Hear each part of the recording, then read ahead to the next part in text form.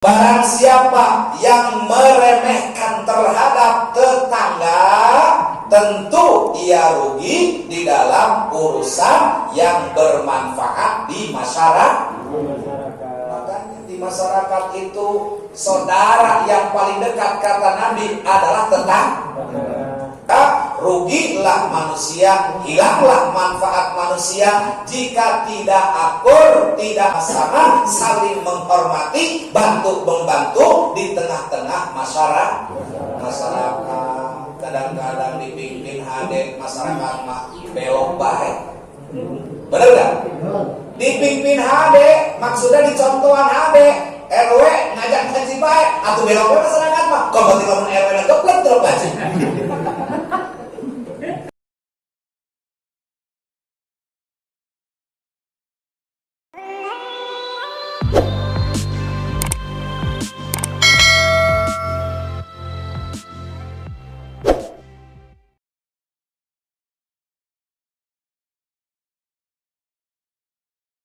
Kemudian yang kedua, saudara, apa yang akan kita dapat kalau meremehkan tiga golongan? Yang kedua yaitu barang siapa yang meremehkan terhadap pemerintah, tentu ia rugi dalam urusan dunia. Hewa baik karejin atau sembako temenan. Bener tuh? Nah, bos, aing mah cenah. Terus aing mah mau milih setak. Makanya aku RT dicoret kan? Akhirnya BRT nggak turun lantaran dia tidak cocok dengan pemerintah. Pemerintah juga nyahon, si mah milih aing ya, bos dari beri bansos. Itu hebat. Nabi udah tahu disebut tadi. Barang siapa yang meremehkan terhadap pemerintah, tentu ia rugi dalam urusan dunia. Tapi dunia doang, maksudnya urusan dunia. Lantaran dia mah nggak mau turut campur dengan urusan pemerintah. Buktinya orang yang jauh dari pemerintah mah tilok menang BLT. Aligus. Tapi coba yang dukut dekat dengan pemerintahan, atau cair terus. Kayak acara dipanggil ke istana, betul? Menang sertifikasi tuh, waktu kita jobna terus kencang. Dia mah teu wau di pemerintah, di RTW teu wau, waduh, menang ngaliung-ngaliung acara.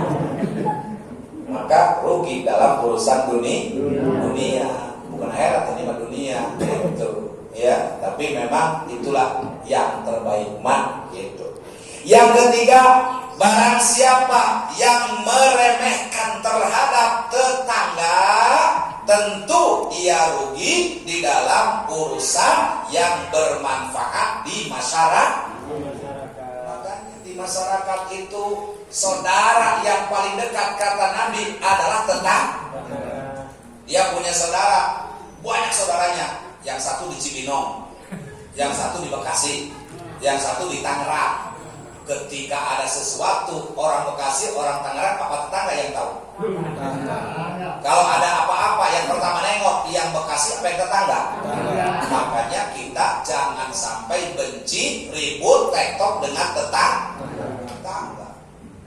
Karena tetangga itu adalah saudara yang paling dekat, melebihi daripada saudara.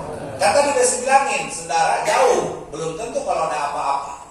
Ya, pasti yang dekat yang paling pertama kali mengetahui. Maka rugilah manusia, hilanglah manfaat manusia jika tidak akur, tidak sama, saling menghormati, bantu membantu di tengah-tengah masyarakat.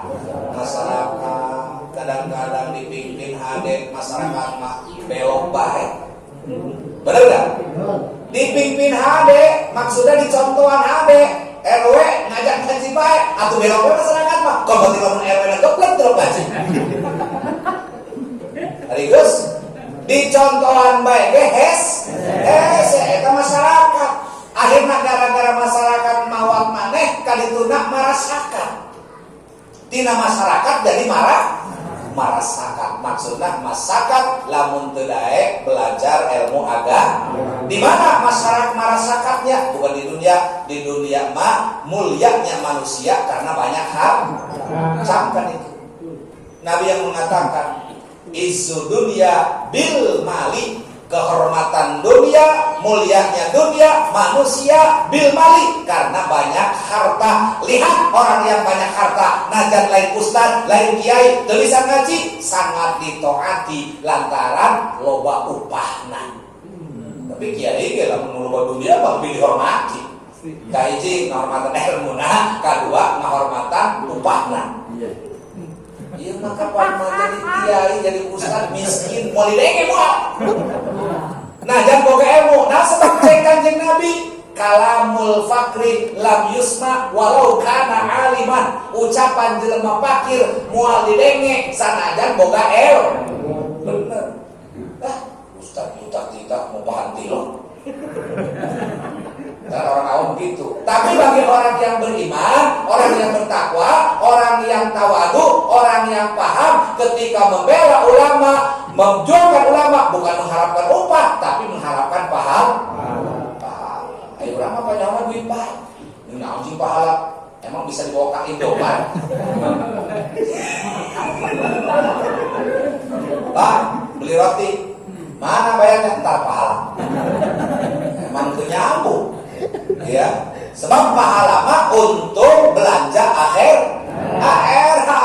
Kita mau nikmat minum ini, minum itu dengan pahala akhirat. Di dunia mah adalah pahalanya uang.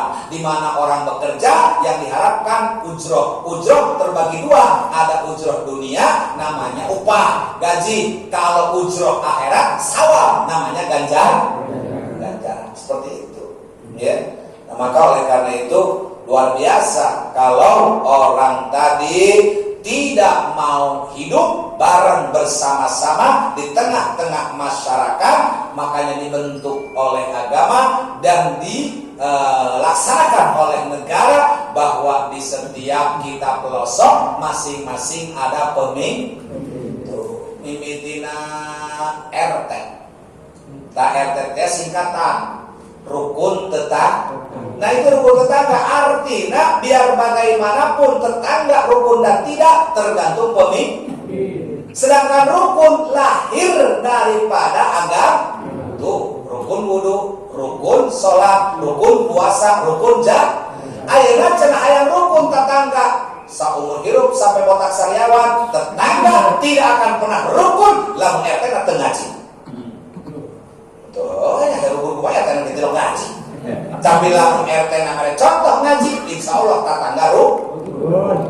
Karena itu kan belajar agama orang rukun, ngomong rukun singkatan. Hari ini mah lain, disingkat kukula, lantaran terus ngaji diganti RT rada torek. Oh, jadi pengajian tegaleng-galeng. Aduh, akhirnya mah aya di lembur di kampung apa aja. Di kampung ada kita jelema budeg, wajib jelema budeg. Kalau dipanggil itu nggak mau nyamuk, budeg. Akhirnya sampai hari ini gelarnya RT. Padahal itu bukan RT, bukan. Apa sih saya bilang? Kok disebut RT? Korek, rada torek. Gitu.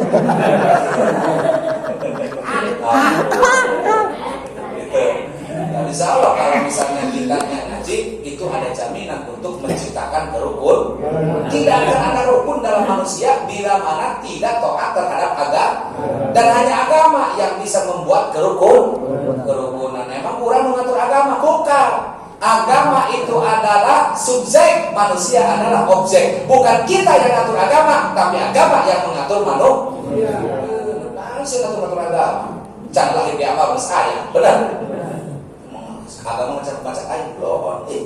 Siap membaca agama, sebab manusia itu diatur oleh agama. Karena agama melahirkan 3 rukun. Tuh, arkanuddin, salah satu rukun agama ada 3. Yang pertama adalah Islam, yang kedua iman, yang ketiga ihsan. Jadi rukun agama ada 3.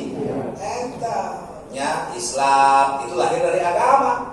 Iman lahir dari agama, ihsan lahir dari agama. Jadi kalau 3 rukun ada dalam kehidupan kita, maka digabung dalam satu kalimat la ilaha illallah. Jadi la ilaha illallah itu dari 3 rukun, Islam, iman, ihsan. Berapa hurufnya? 12. Hitung rukunnya, rukun iman 5, 6, rukun Islam 5, 11, tambah 1 rukun ihsan 12, maka lafaz la ilaha illallah bersina 12. Begitu. Ya, itu harus diingat. Itu adalah yang ketiga. Yang keempat, barang siapa meremehkan terhadap kaum kerabat, tentu ia rugi dalam urusan kasih sayang antara mereka. Jadi kalau selek dengan saudara, selek dengan kerabat, selek dengan keluarga, maka akan terpecah belah dalam keluarga, tidak tercipta kasih dan sayang. Sedangkan kita hidup bahagia itu bila mana ada saling mengasihi dan ada saling menyayangi. Ya, kalau tidak ada kasih sayang, maka tidak ada kebahagiaan. Apalagi wanita di mana-mana ingin selalu dimanja. Betul? Betul. Pemajikan orang goreng kayak digelis-gelis baik. Dipanggil lagi, oh kan ngaran manok beban. Ya, pengennya dicumbu, dirayu, pengennya selalu dipuja-puja. Wajarlah kata Nabi, istausu bin nisa'i khairan fa innaha khuliqat an dilain. Bicaralah lemah lembut, rayulah perempuan karena beliau diciptakan dari tulang rusuk yang bengkok. Lamun dipotong potong, lamun diantapkan bengkok, kalau dipaksa patah, kalau dibiarkan makin bengkok. Kumaha carana supaya lurus? Maka diusap-usap dengan kasih sayang. Maka kalau kita tadi menyepelekan daripada keluarga, kerabat, maka tidak akan tercipta yang namanya kasih sayang dengan siapapun. Ya, baut ya dengan mur. Kalau selek bisa masuk nggak? Bisa. Kurang seruah wae moal silaturahmi lamun ngeselek. Benar nggak? Eta contoh gampang yang bisa dipahami. Mur dengan baut selek, padahal itu pasangan tadinya mah pasangan kemana-mana nempel eta. Begitu selek dipisah. Meski salah kita kalau pijet. Itu masya Allah seperti itu ya. Kemudian yang terakhir, barang siapa meremehkan terhadap anggota keluarganya, tentu ia rugi dalam urusan kehidupan sehari-hari yang baik. Sebab kalau dia meremehkan anggota keluarga itu tidak akan ada penghormatan. Paman, ponakan akan jauh, bibi, uwa akan jauh, bahkan ada yang lebih jauh dari kita. Selain paman dan bibi dan uwa, siapa yang lebih jauh? Uwa. Artinya, menikah bulan berapa lagi? Itu yang lebih jauh dari kita, ya. Nah, hadirin jamaah rahimakumullah, hal ini sesuai dengan hadis Nabi yang lain sebagai berikut. Kata Nabi, wallazi nafsi biyadihi la yu'minu 'abdun hatta yuhibba li jarihi ma yuhibbu li nafsihi. Hadis riwayat Imam Muslim, hadis sahih. Demi zat Allah yang diriku ada di dalam kekuasaannya, kata Nabi, tidaklah beriman seorang hamba sehingga ia mencintai tetangganya. Masya Allah.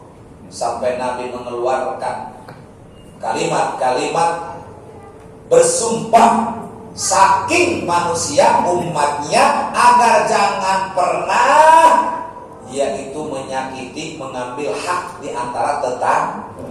Mantap, kurang mah tadi kudu akur dengan tetangga. Sebab tadi itu kalau ada apa-apa mah nggak mungkin orang jauh yang mengetahui, pasti orang dekat masalah Pak. Bapak bawa duren, yang pertama mencium siapa? Tetangga. Tuh si anu mangkakan kalau tuh mere-mere baunya BKI. Basalah mantap kalau kita punya duren 2, 3 bakalnya nggak bisa ngasih hakan di jalan. Begitu datang, terus jangan terapkan betah. Daripada istilahnya kita bawa apa diomong. Terus cangkang ditengen digigit mah tetangga yang kadel. Kata tetangga, buset, cangkang durian ditaruh di situ, ngasih kagak. Nah, jadi seperti itulah. Kalau memang ini bahannya, tapi kalau orang tua dulu pinter Pak. Orang tua dulu itu pandai. Kenapa? Dia punya durian 1 biji, anaknya selosin. Bayangkan, kalau dibuka, dibelah itu durian. Jangankan kenyang, 1 siki pun 1 anaknya gak kebagi. Mengkaning 2 kangkok tadi buruk deh. Kumayo. Nah, orang tua tuh mikir, akhirnya dikolak lah itu duren. Dikolak, durennya mas 1, airnya 4 gayung. Ditambah lagi ketan uli 2 liter. Akhirnya makan semua dicocol. Tuh, coba kalau nggak dimasak begitu, kebagian nggak? Udah ngebawa curug doang. Gitu. Jadi seperti itu, ya. Maka sebagaimana kita anak banyak, keluarga banyak, nggak usah bingung. Bagaimana caranya? Caranya itu pakai politik. Biarpun ikannya sedikit, dagingnya sedikit, banyakin kuahnya. Kebagian dagingnya, ngokoh kuahnya. Benar nggak? Sengaja biar jadi pembuat di kuahan kan?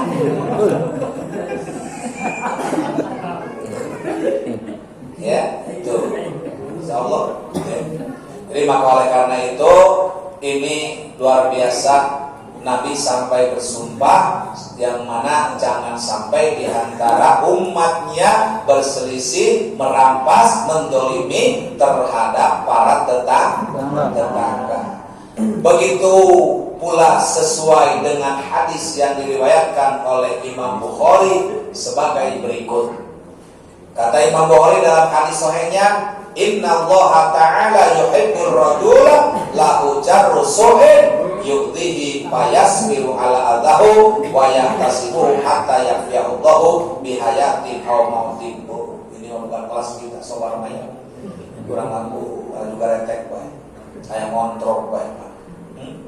Nah, bagaimana kata Nabi? Sesungguhnya Allah Ta'ala mencintai orang yang mempunyai tetangga yang jelek. Setiap orang yang punya tetangga jelek, sabar akan kejelekannya, itulah sebenarnya yang sangat dicintai oleh Allah. Tapi jangan lulus. Sampoe sabar, 2 poe sabar, 3 poe ngamuk. Yang suka menyakitinya, jadi kalau dia teraniaya oleh tetangganya, yang sobat itulah yang dicintai oleh Allah. Lalu dia bersabar terhadap sesuatu yang menyakitinya, dan dia berbuat baik karena Allah, sehingga Allah memberikan kecukupan kepada dirinya dengan rahmat dan ridhonya di waktu ia hidup dan di waktu mati. Bisa enggak kita diuji oleh Allah punya tetangga buruk, tapi jangan melawan. Jangan melawan, malah kita berbuat baik sama dia. Itu yang luar biasa. Kenapa? Kalau orang baik dibalas baik mah nggak aneh, betul? Ustaz saya baik sama saya, lalu saya juga baik ke dia, itu mah wajar. Saling teh ngarana. Ini mah orang yang zalim, menyakitkan, malah dibalas kebaikan. Ini fadilah yang sangat tinggi tuh. Tapi kan kebanyakan orang enggak. Bodoh amat, itu butuh kasih eta. Nah, kadang-kadang kita sama-sama dendam. Akhirnya apa enaknya, apa untungnya dengan tetangga dekat, terus selek. Akhirnya bertemu muka pun tidak saling menegur. Mendingan jauh di grogol, itu masalah daripada kita dekat tapi nggak tegur sapa. Itulah kekihnya kalau kita ada urusan dengan tetangga. Maka inilah Nabi menyampaikan, jangan sampai kita mendolimi terhadap saudara kita yang paling dekat, yaitu adalah tetangga. Itu. Maka oleh karena itulah hadirin jamaah rahimahullah, yaitu selesai makalah yang sudah kita bahas, dan insya Allah tinggal kita menyimak apa tadi yang sudah kita bahas, intisari yang disampaikan dalam sabda Nabi. Mudah-mudahan kita bisa memahami dan sekaligus mengamalkannya, sehingga inilah bekal kita inilah suatu ATM kita yang kelak akan menghantarkan kita kepada keridhaan Allah Subhanahu wa Ta'ala. Barangkali ada sesi tanya jawab sebelum tutup dan doa, dipersilakan.